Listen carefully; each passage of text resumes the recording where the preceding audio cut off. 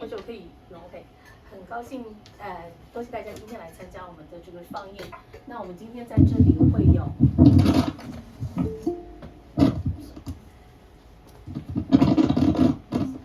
然后我们今天在这里会有3位线上分享的嘉宾，一位是在左下角的 Carl， 他是我们这部电影的这部纪录片的导演。Hello Carl。Yeah。然后左上角就是大家刚才在纪录片中间看到的那个Joy， 然后他是我们 Hong Kong CAHRRP 的成员之一。Hello Joy。Hello。然后右上角是 Sheila， 她也是一位菲律宾移工的社运人士，然后她也是 Gabriela 的那个副主席。那她之前可能刚才在镜头中间也会有几个镜头看到她。那我想问一下各位，大家需不需要翻译？或者我可以简单翻译一下，我会给大家翻译一下一个摘要，然后等一下在提问的环节，如果大家用中文提问也没有问题，我可以翻译。So I would like to ask Carl, would you please to introduce a little bit more about the background why you filmed this documentary and like share something during the process of the production of this documentary. 我让 Carl 先分享一下他为什么会拍这个纪录片，还有分享一下在这个过程中间有些什么值得分享的事情。Thank you, Carl. Hello, everyone. Thank you so much for being here to watch the film today. It is an honor to be here with you all. I am living here in Hong Kong for about 5 years now. We're getting a little bit of feedback saying, I'm hearing myself in the Yeah, we're fine. Okay, it's just a little bit difficult to talk. So we started filming the documentary when we moved here to Hong Kong in 2018, and shortly after that, I started to get to know the Filipino community here in Hong Kong because I am a Filipino American and wanted just to get involved and learn about what was happening.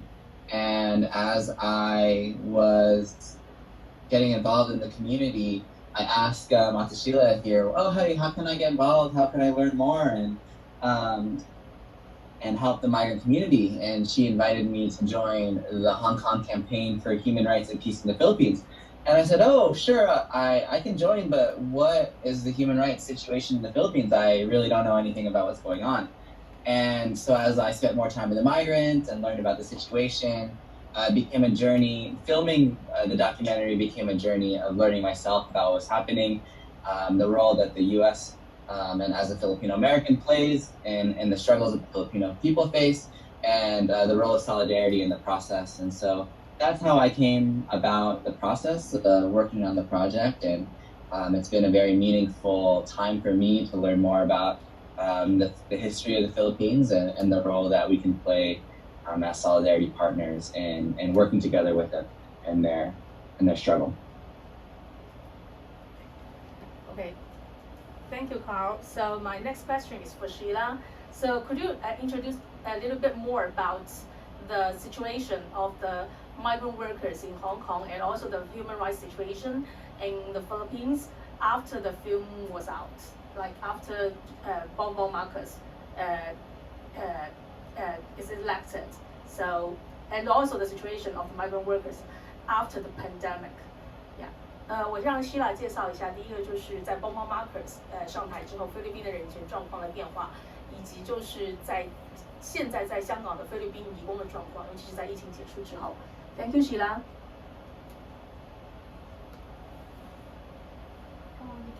Oh, you need to unmute yourself.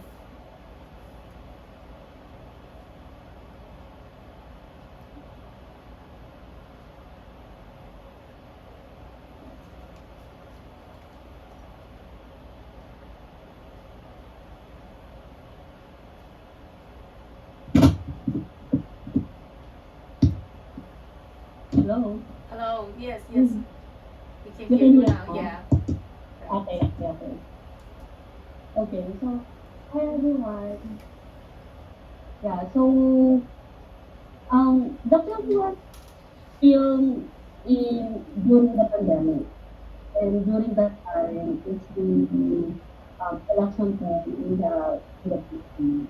So, to make it short, what is the general situation of migrant workers here in Hong Kong? So before the pandemic, migrant workers already facing difficulties in the workplace, and at the same time on those anti-migrants policy that being imposed by the host country, which is Hong Kong, to the migrant sectors.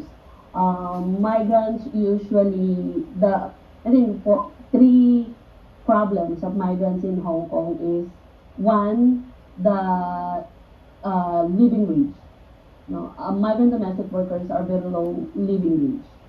And second, the problems of accommodation. The research of one of the NGOs here in Hong Kong way back 2017, like around 48% of the total populations of migrant domestic workers doesn't have proper accommodation inside the house of our employer, which is our working place. So some of the migrant workers are sleeping in the sofa, sleeping in the kitchen, or others are sharing rooms with their young wives or with the elderly that they are looked after. And another one is the very discriminative accusations, malicious accusations of job hacking, meaning migrant workers are being prevented to change employer because if we change employer before we finish our 2-year contract, then immigration may suspect us that we're just job hop, or we just want to change employer. So again, in our perspective, job hopping is not a crime. I think for all workers, especially if your conditions inside the house of your employer is not good, then you have the rights to find a new job. But that's different from our experience, because some experience that they want to change job because they find difficulties in their employment, and then immigration require them so, or ask them so many things, and then later on some got denied of having working visa. So that's the three conditions of the migrant workers in general. But of course, there's also good employers, no, like our friends in the Hong Kong, which is a very supportive and vocal on supporting our issues and trying to promote good relationship between migrants and employer. Another, but the worst problems that we are facing is the government neglect, especially the sending country, which is our own government, the Philippine government, and the consulates of the other nationality, which is supposedly they are our representative in Hong Kong that will ensure that we're having fair treatment and ensuring that we're having or we get protection. That didn't happen. And then for us, for example, for the Filipino community, here in Hong Kong, we are very resilient. We are very active in terms of voicing out our rights and welfare to our own government. By doing that, the Philippine government categorized us as a nuisance, or in the worst term, they label us as a terrorist or part of the New People's Army, which is rebel against the Philippine government. That's what they portray us. So in the Philippines, that was common. But in 2016, when the previous President Duterte came to the positions, and he's very vocal in terms of the against activism. So that becomes now his supporters is very imbibe that mindset is. That's why for a longest time in our history of asserting our rights in Hong Kong, being part of the alliance in Hong Kong for more than decades, this is the first time that our fellow migrants also calling us as a terrorist. So that's actually what we are facing right now. Because in the Philippines, red tagging or being labeled as a terrorist or New People's Army is you're good as dead or you're subject to harassment. So in our case, it's very hard for us. We're also fear that it's for our safety. So there was a time we're thinking, are we going home? What if in the immigration they will harass us, or what will happen to us? Because we don't know it. Because this is the first time that the red tagging was being exported overseas. So not only the Gabriela Hong Kong is being red tagged, especially the Migrant International, and then also the other overseas chapter of Gabriela and Migrant International in other countries are being faced to this red tagging. They capture our photos in all the events that we have, and then they will make memes, and then they will share it to their social media account that demonizing our long-time migrants advocate work. So that's the short descriptions of what is happening in our community for this past few years since 2016 of President Duterte and now President Marcos Jr. Because nothing changed even after the exchange of power by Duterte and then now Marcos Jr. I will do the translation first and then leave time for John. 我先翻译一下刚才两个就是嘉宾的分享。Carl 他是说他是在香港已经住了5年，他是18年来到香港，然后就开始了解当地的菲律宾的社群。那因为他自己是美籍的菲律宾人，所以当他就是透过 Sheila 就了解到说，我能不能为我的菲律宾的同胞做一些事情，然后他就说你可以加入 Hong Kong CAHRRP， 就是我们这个组织。然后当他加入了这个 Hong Kong CAHRRP 之后，他就开始更多的关注在菲律宾发生的人权的状况，他们国家的他祖籍所来的地方的情况。同时，因为他是在美国成长，而在菲律宾的人权的危机中间，其实美国是扮演了一个很重要的不好的角色，所以这也是让他感到自己因为这样的一个身份的关系，他开始建立起了一个国际团结的这样的一个的连结。那 Auntie Sheila 他就分享了在香港的菲律宾移工所面对的3个最主要的问题。第一个就是他们的工作环境的问题，第二个就是他们的居住环境。那他引用了一个数字，在2017年有48%的移工是没有一个合适的居住环境，就代表他们是要居住在雇主的家中的沙发上面，睡在厨房里面，或者和雇主的小孩分享一个房间，而没有一个自己独立的空间。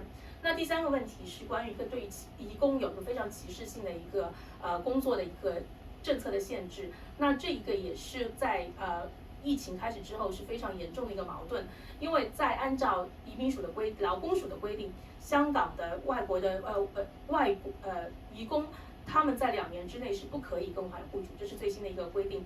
因为呢，如果他们尤其是因为在疫情发生期间的时候，很多移工来不了香港，因为这个就是封关和隔离的问题，所以一度产生就是在香港菲律宾的移工的数量减少了很多。那有一些的移工在这个时候，他们就会选择寻找一个更好的雇主，比如说如果他原本的雇主对他不好或者有虐待他，他就会选择更换雇主。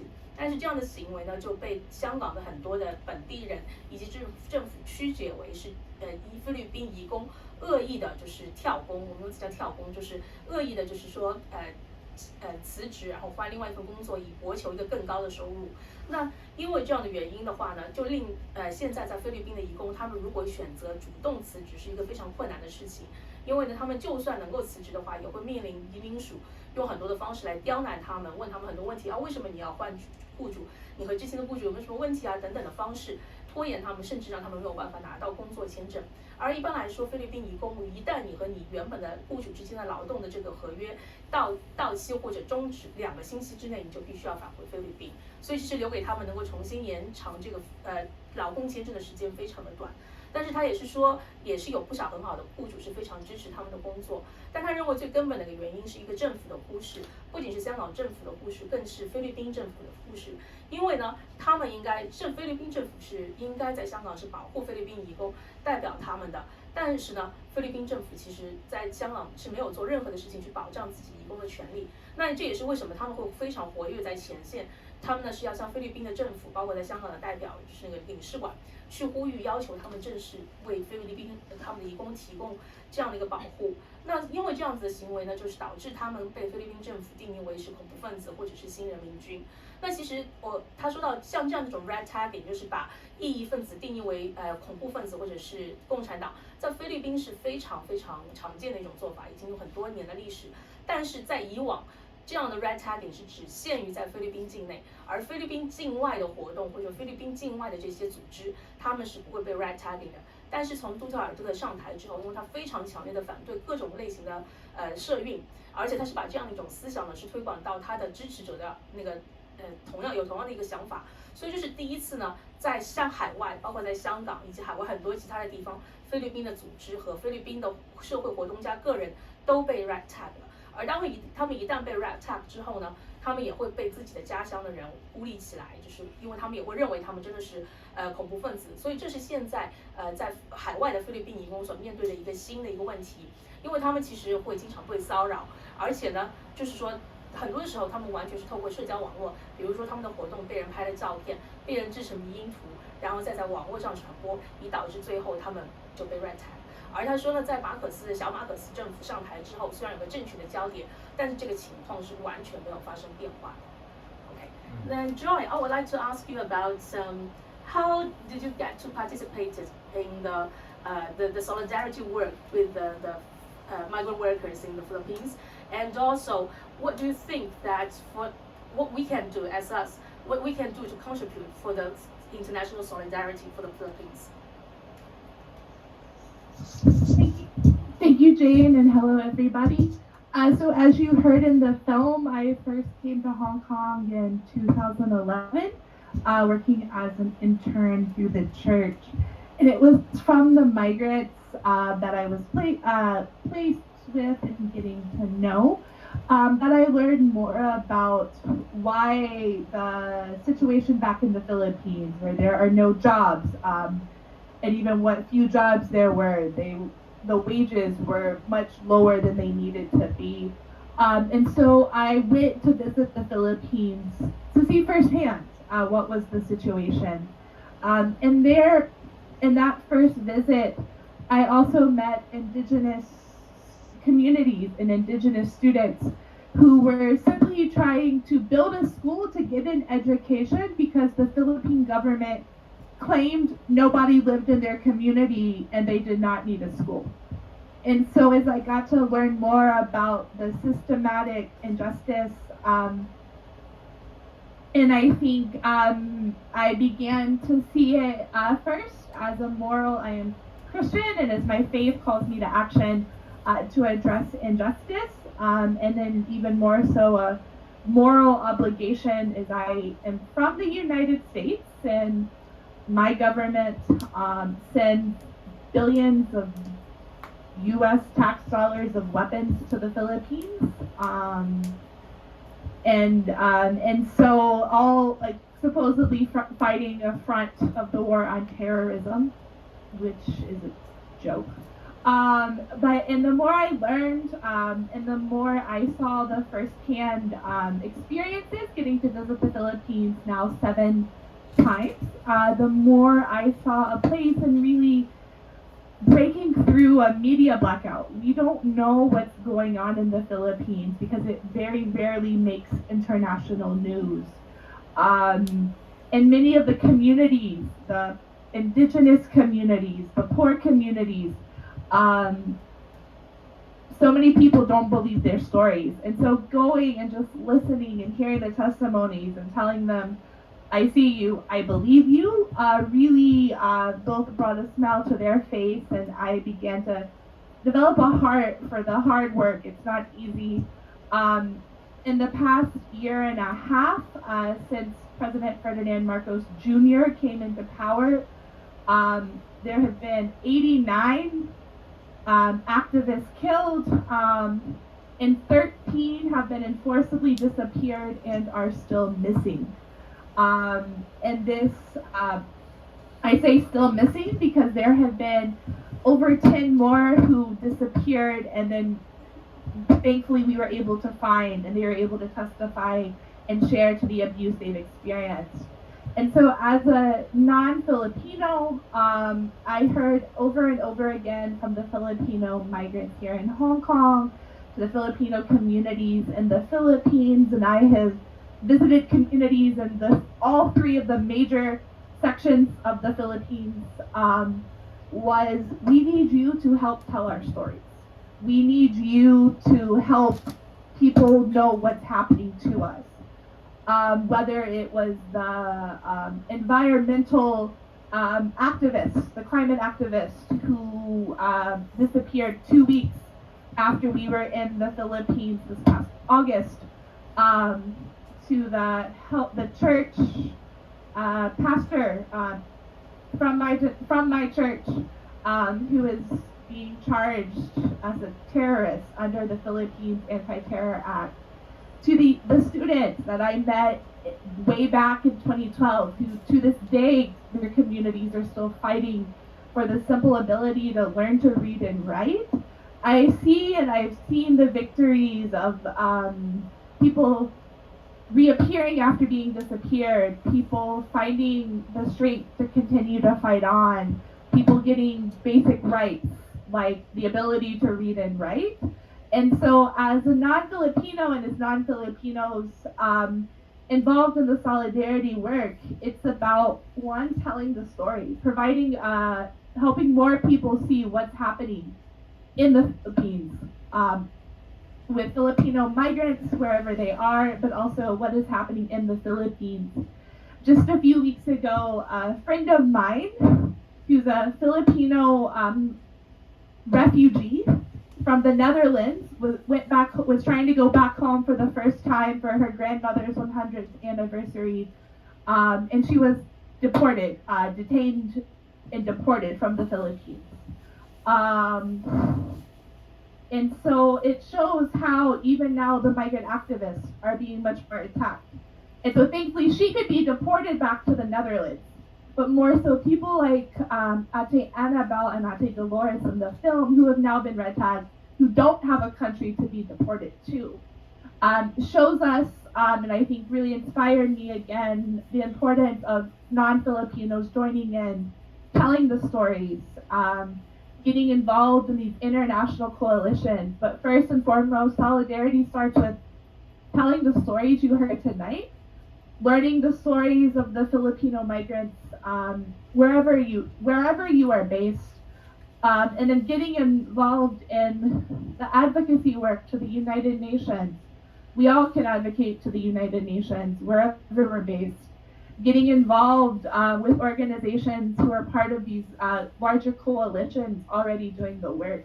So plugging in, I know there are organizations in Taiwan that have historically have been doing solidarity work for the Philippines. And so I think there are definitely opportunities to plug in, to get in. But being involved in this film for me was one way to help support Ate Annabelle through language to be able to tell her story and to help educate more people of what's going on in the Philippines, because the media blackout is real, and so it takes the everyday person to push through it so that more people can see that it's not just one issue, but it's a whole crisis that needs international attention. 好，Joy 他是分享说，他其实是在影片中有说到，他在2011年因为一个教会的实习的工作来到香港，然后他就了解到，香港的移工所面对的问题是因为他们为什么来到香港做移工，是因为他们在自己的家乡没有工作，而且呢收入非常的低。那因为这样呢，也就促使他呢想到要到访菲律宾去了解当地的状况，去了解到底菲律宾的情况是怎么样的，有一个第一手的了解。那他第一次去的时候就接触到了一些当地的原居民，那有些原住民的年轻人呢是在抗争，想要为他们的社区建立一个学校，因为呢政府宣称说在这里是没有社区，没有人，所以呢就拒绝在这里为他们的孩子呢建立学校。那所以让他看到的这是一个结构性的不公义。那另外一方面呢，因为他也是来自美国，而美国其实他们是有捐赠和出售大量的武器给菲律宾政府，名义上呢是来打击恐怖主义，但很多的时候其实是用在针对平民和这些涉运的分子之上。那他有过7次就是去到菲律宾，第一手去了解当地的情况，而且他就特别感受到一个很深的一个问题，就是在菲律宾其实是有一个媒体，它完全是个黑洞，没有人会知道其实在菲律宾发生的事情是什么，你很难在网络上面能够看到有关于菲律宾的新闻和当地所发生的事情。那所以呢，很多的时候他把原住民的事情讲给他的一些的朋友听，很多人都是没有办法相信的，就是不相信是真的事情。所以呢，他觉得说，对于菲律宾人来说，我们能够给他们最好的支持，就是要告诉他们我们有看见你们，而且我们也理解你们所经历的事情。那他特别有分享到，就是自从小马可斯上台至今，应该是1年半的时间，已经有89位社运人士被杀，有超过10几位社运人士被消失。而所谓的被消失那10几个人，不是代表只有这些人被消失，而是10几个人是在被消失了之后，又再一次出现，并讲述了他们所遭遇到的酷刑等等的情况。所以其实可能被消失的这个数字是大很多的。所以呢，他们就包括比如说其实，在上一年的8月，我们有一个人权观察团前往菲律宾，然后我们在一个社区到访一个社区2周之后，在这个社区就有2位参与环保工作的女大学生就被消失了，但是他们很快后来过了1个月之后就再一次被释放出来。那包括有很多的牧师是被控告是恐怖分子，而包括他在开始提到的那个为自己的原住民的教育权抗争的年轻人，他到现在仍旧在自己的社区抗争。所以呢，他其实觉得说，对于菲律宾人来说，最好的方法就是要帮助他们去讲述在菲律宾发生的这些很真实的一个个的故事。那包括他也提到，有一些菲律宾难民，他是在荷兰的，那他是已经有了难民身份，但是他想要回去为他的探望他的祖母，但是结果被菲律宾政府遣返。那这个还可以被遣返，因为有一个国家可以遣返。但是如果像我们影片中看到的 Annabella 还有 Dolores， 他们其实是没有把国家可以遣返的，所以对于他们来说的境况就更加危险。所以他其实觉得说，最重要的是我们可以来讲述菲律宾的故事。当然也有很多的一些的大型的，比如说在联合国的层面上，也有一些组织在做呼吁和合作，包括台湾其实本地也有一些关注菲律宾移工的一些抗争的团体。其实如果大家有兴趣，都可以找到并且去参与。那对于 Joy 来说，其实大家今天有来看这个纪录片，就已经是一个很好的支持，对于影片中的2位主人公的一种支持。至少你们有听到他们的故事，而且可以把他们的故事讲给身边的人去听。OK， 那我接下来把时间可能开放给下面的朋友，大家不知道有没有什么问题想问他们。Now it's like I'll give the microphone to the audience.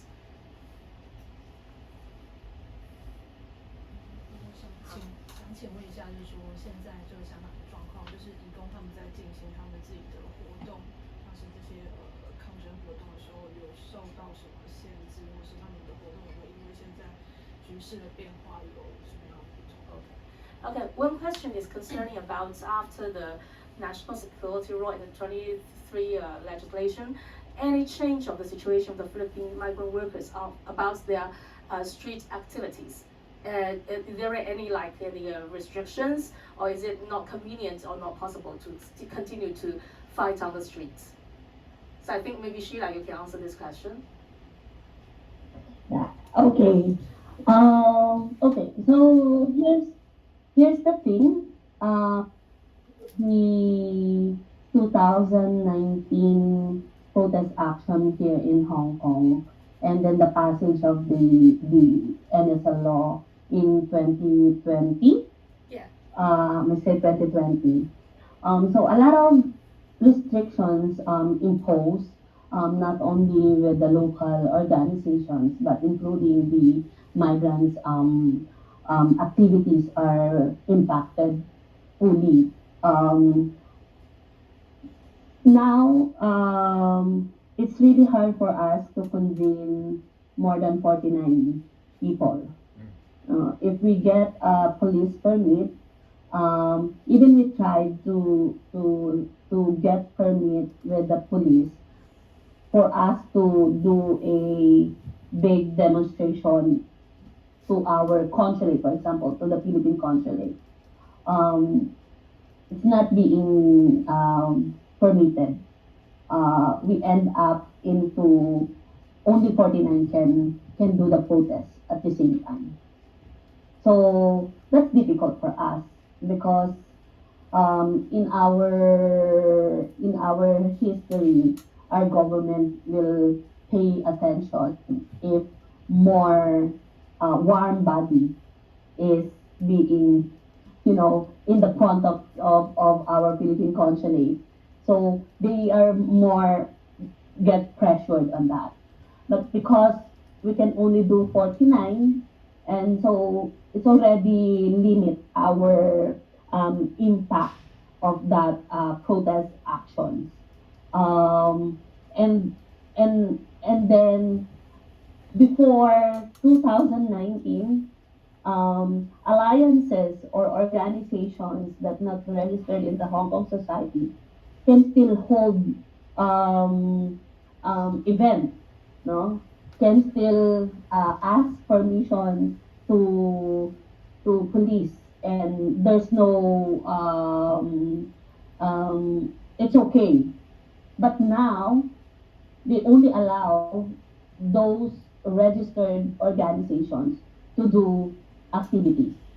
And if you're not registered organizations, then you cannot do activities unless there's someone get permit for you that is registered.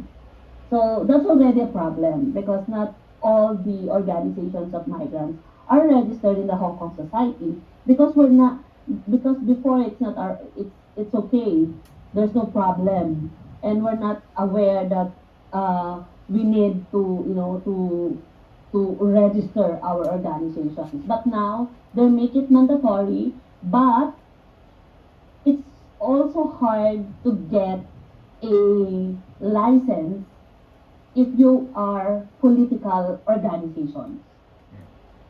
So even we want to register our organizations now, it's also hard to be approved. So those are the restrictions that after 2019 we are facing, and it affects the social activities of the organizations. And we're always on the fear that, oh, are we violating something or are we not? So it also limit our lobbying, no, something like that. And then because also after 2019, those pro-migrant legislator and then organizations are being target and subject of the political repressions in Hong Kong. So in short, those who are friends inside the Legislative Council are now gone. So we're now zero friends inside the legislation. So in terms of lobbying, for example, on our campaign on the living wage, no one can support inside the legislative. So it's hard for us now to push through our campaign. And then majority of the organizations that are supporting the living wage campaign are now disbanded. So that's also impact the positioning of the migrant domestic workers in general. But despite of what happens in Hong Kong because of the political repressions, though many individuals from these groups, local groups in the past, are still here and still supporting in any way that they can. That's how we survive actually, because those individuals are still trying to give the best that they can support to the migrants, to the migrant workers. It's hard in the aspect of lobbying, and it's also hard in terms of having social activities at the moment. No, but we're still surviving. We're still doing activities in very creative ways. No? Because I think being silent will not good for us, especially no one can hear our concern and no one will actually say what is really happening in the ground if we will not talk. That's why in any platform we take that as an opportunity to clear and to voice out what is really happening in the ground. Sheena 分享了，其实，在2019年，社会运动以及国安法通过之后，警察对于移工的活动有一个限制，就是不能够超过49人，只能够以49个人以下的数字去做。所以，而且呢，如果他们想要，以前他们会得到一个警方的不反对通知书而进行大规模的抗议，但现在基本上是不可能从警方那里得到这样的不反对通知书。那所以呢，他们现在一个很大的问题就是，以往他们如果想要向菲律宾的领事馆去施压的话，一般来说人数越多，那么领事馆感到的影响力就受到的压力就会比较大，就有可能会因应他们的这个要求做出的一些回应。但是如果现在限制在每次只有49人，就显然影响到了他们对于政府施压的能力。那另外一方面呢，就是在以前2019年之前呢，在香港所有的公民活动，不论这个组织是否在政府那边有官方注册过，都可以得到警方的允许进行集体的一些公开活动。但是现在呢，是只允许已经注册的那些团体去做这些活动。那如果你的团体是没有注册的话，你就要找到一个已经有注册的这样的一个团体的人代表你们去申请。那但是呢，因为以前并不存在这样的一个问题，所以很多的移工组织并没有选择向政府做这样的一个正式的注册，所以结果现在呢，就算他们有些组织想要补去哪一个注册也是很困难，因为基本上只要他们认为你的组织是一个政治组织，就是不会给你这个批准的。那另外一个问题，所以呢，这也是很大的影响到他们就是去做一些就是 lobby 的工作的一些影响力。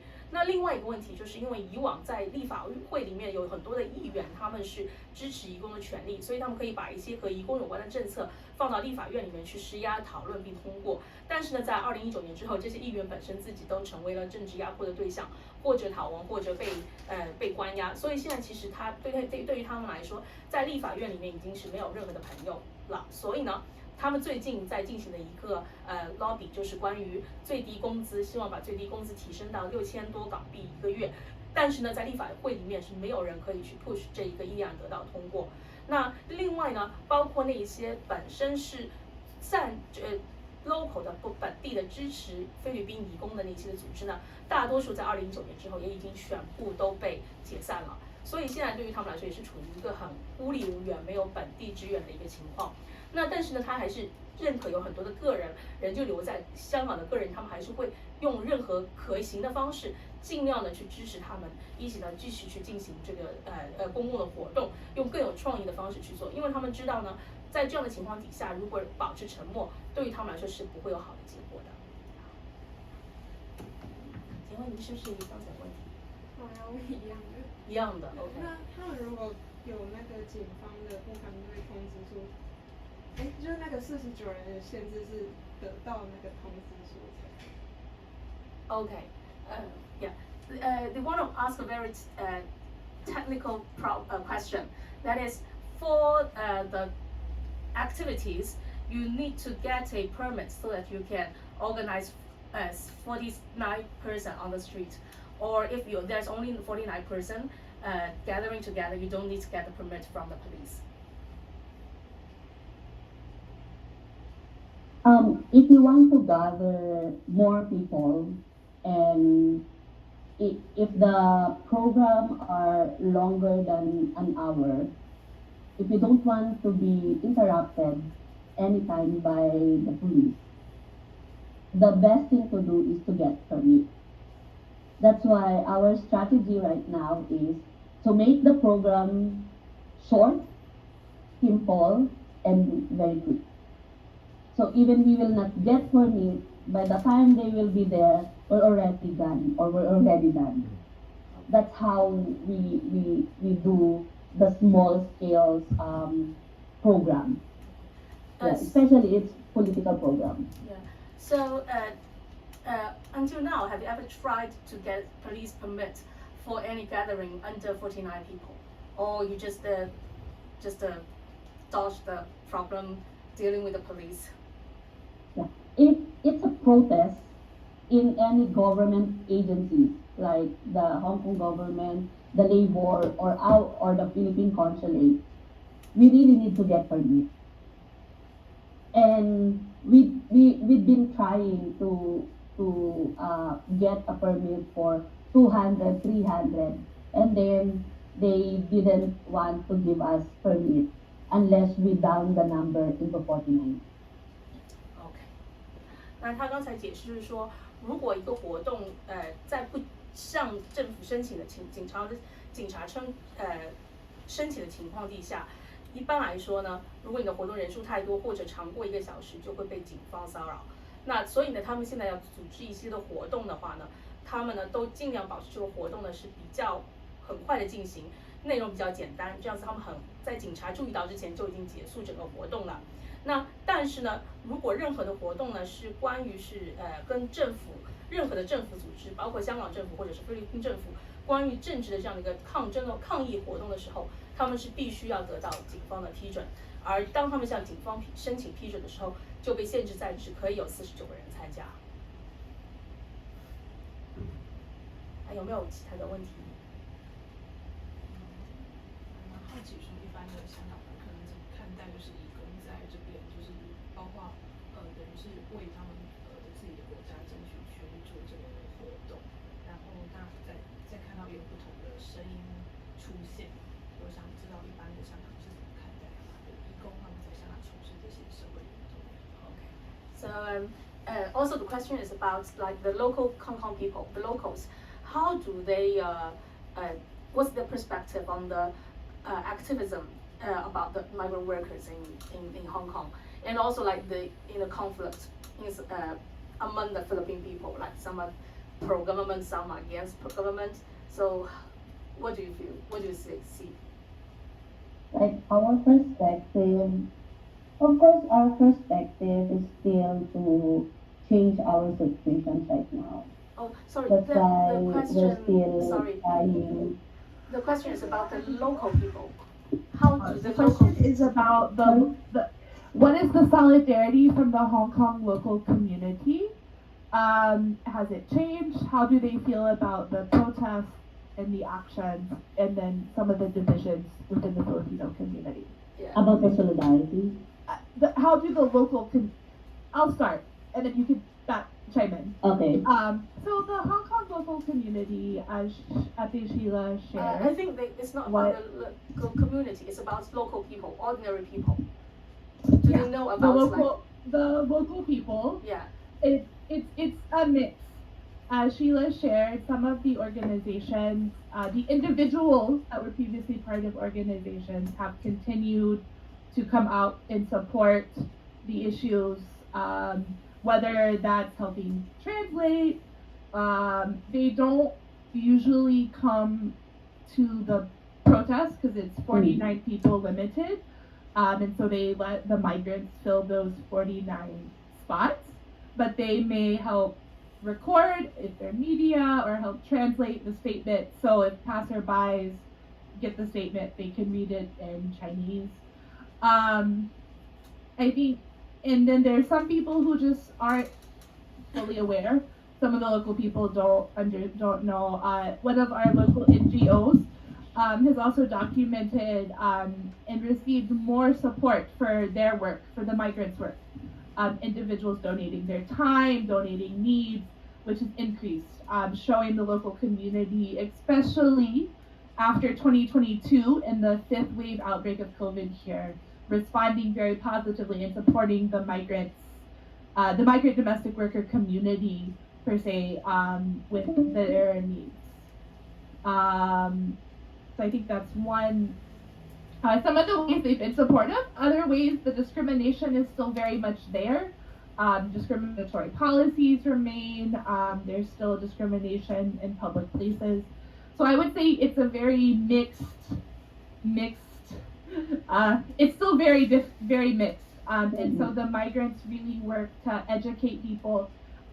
Very few people. I don't feel that a lot of the local community sees the split within the Filipino community as far as who is pro Marcos, the current, or advocating for other issues, because that's often done on Sundays or within the work.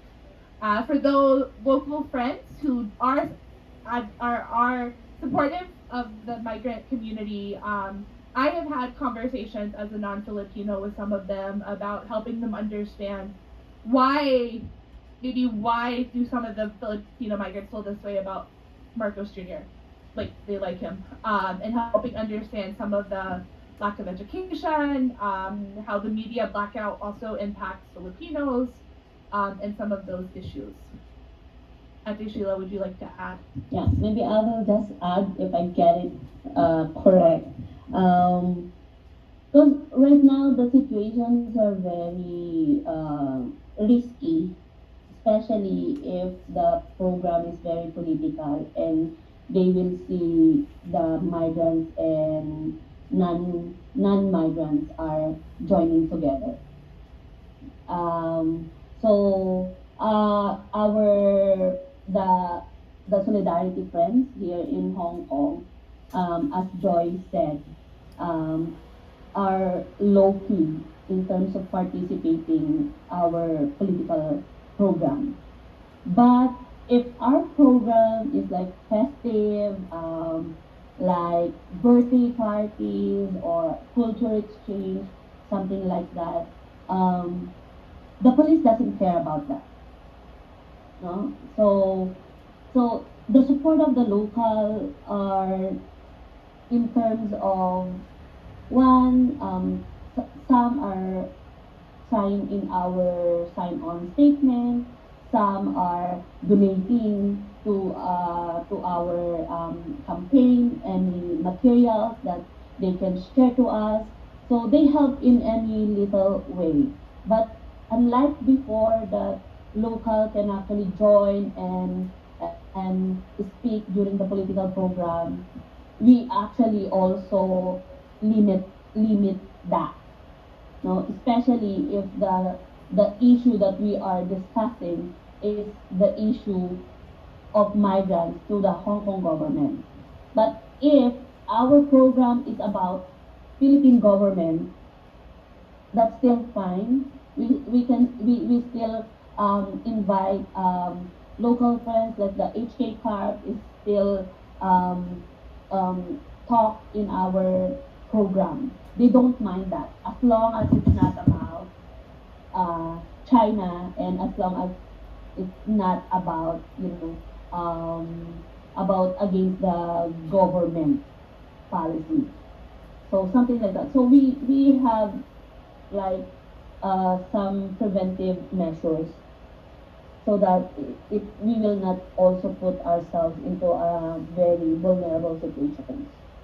Yeah. So Joy 他先是分享说，其实在香港的本地的人中间是比较混杂，没有一个统一的一个情况。那有一些他们就是人就愿意帮助，就是他们很关心的是是他们的朋友，但是呢就可能不太方便来参加一些比较政治性的一些的抗争活动。那有一些呢是对于菲律宾的这些的政治抗争是有一定的了解，有一些的意识。然后呢，确实是在2020年，在第5波那个疫情过后呢，在本地人中间，对于移工的工作和他们这些的抗争的支持，愿意来，比如说捐钱啊等等支持的人是多了的。那但是呢，整体来说，整个社会的一个歧视的气氛，包括政策上是的政策性的歧视，还有在公共空间中对于移工的歧视，仍旧是存在的。那这个是一个现实，就是大多数的香港人他们还是不太了解真正发生的事情。那另外呢，就是说，其实多数的香港人，除非是一些真的是很多参与在移工的活动中的人，他们并不知道，其实在移工中间存在这样的政治分歧。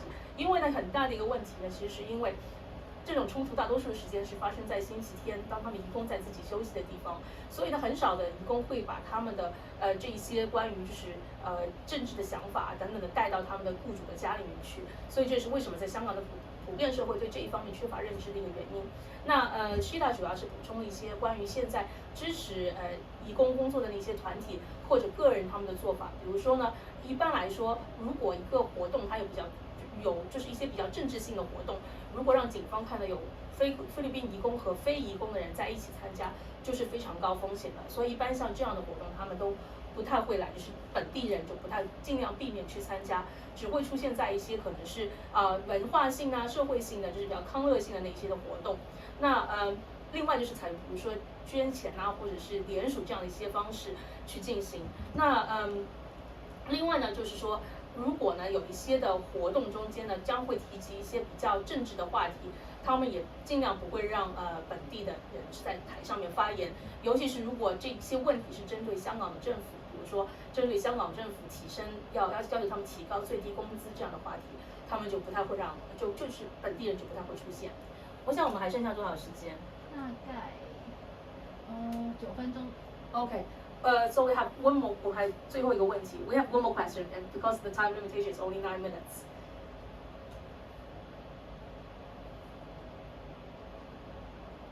我问一下，就是在整个纪录片拍摄的过程中，导演觉得包括大家觉得最困难的点，或者是有没有遇到一些比较就是 technical 上面的困难也好，或者是他在整个就是片子出来，整个呈现出来中间有遇到什么困难？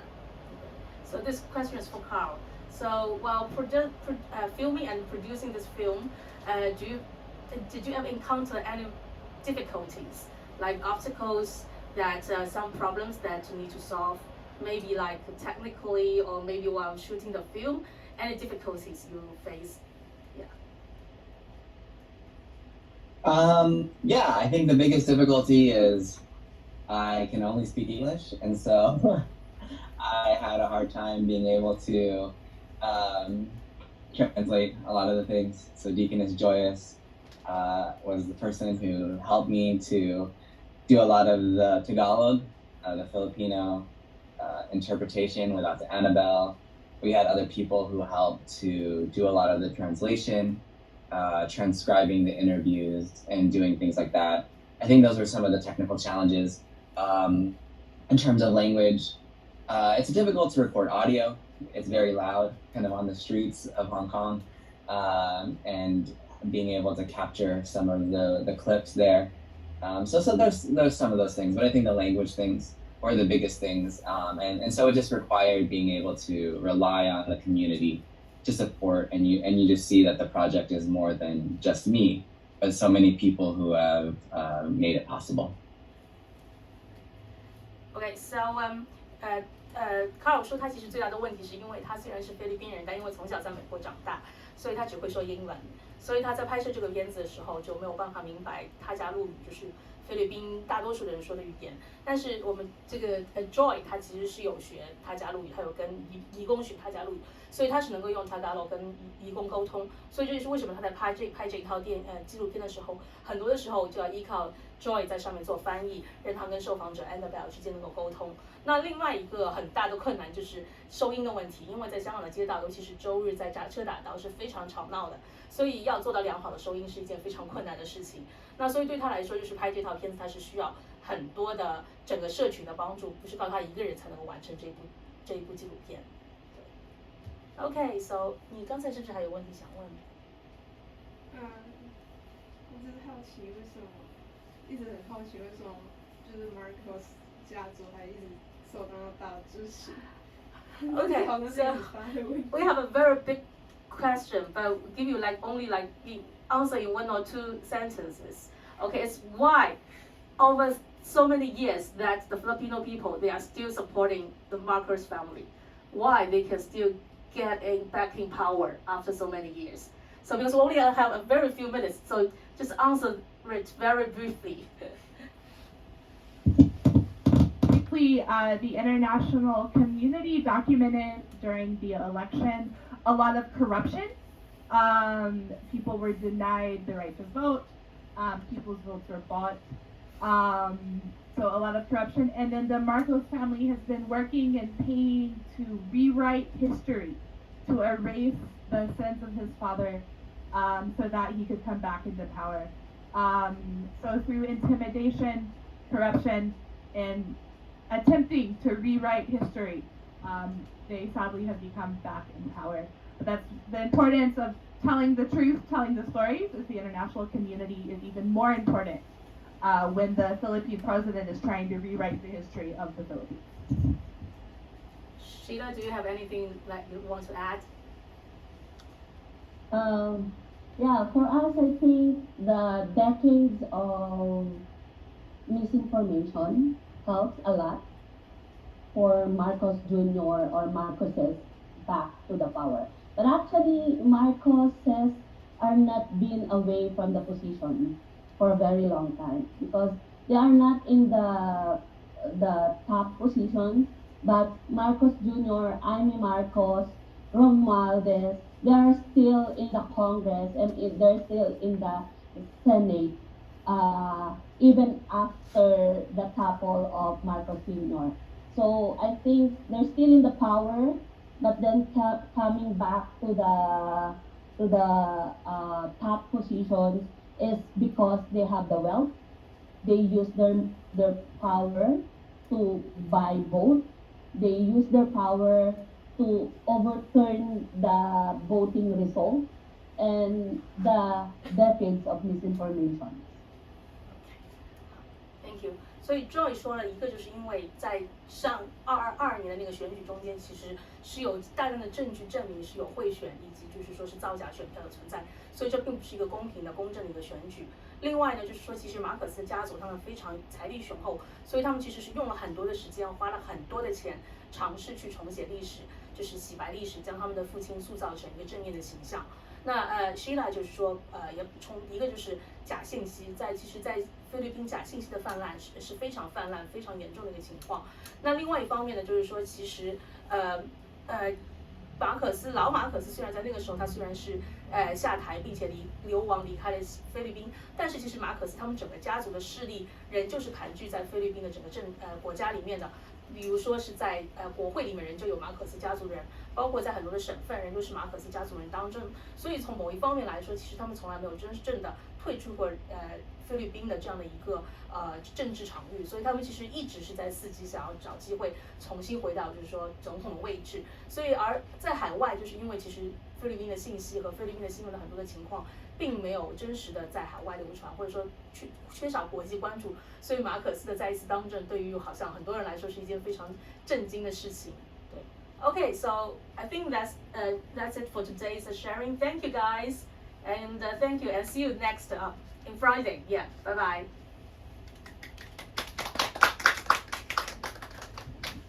See you.